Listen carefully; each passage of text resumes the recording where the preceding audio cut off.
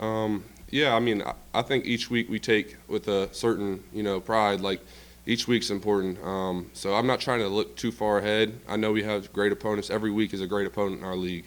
Um, but we put ourselves in this position at 1-4, so and 0-1 in our conference right now. So we put ourselves in a little bit of a hole. But we've done it. I've done it in the past. We've been down before, and we've come back and proven that we can play ball and made it to the playoffs before. So it's definitely just one of those things where you take it one game at a time, and you got to go 1-0 each week. And if we do that this week, then we got the chance next week to go 1-0. So that's how I look at it. Is the sense of urgency maybe a little more urgent, I guess, because you're at home? I would say we attack each week the same. Honestly, I wouldn't say there is an urgency, but I wouldn't say it's more urgent this week than it was last week. Yeah, last week things didn't go our way, but we're still going to prepare. We're still going to give everything throughout the week to hopefully go out with a victory.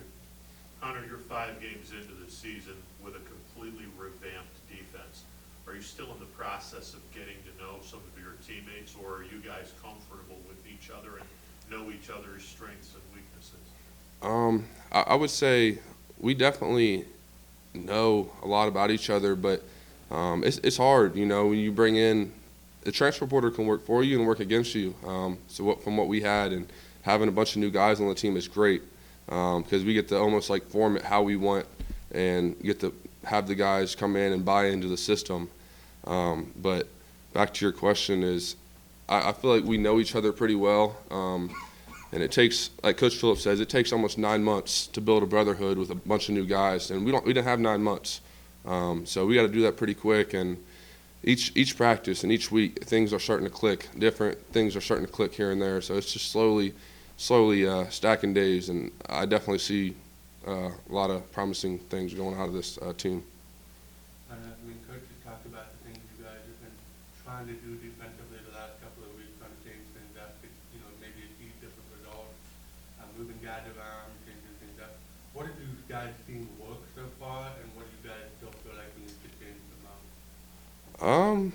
For the most part, I mean, I think what we're doing is working. It's just I think a lot of guys need to trust the giver is what we're saying. Trust the giver.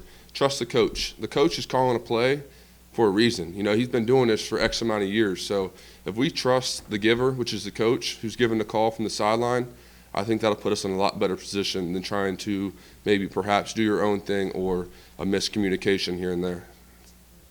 Is it frustrating to the point? Of course. I mean, you want to win, but we try. Coach Phillip tries. The game of football is a lot like life.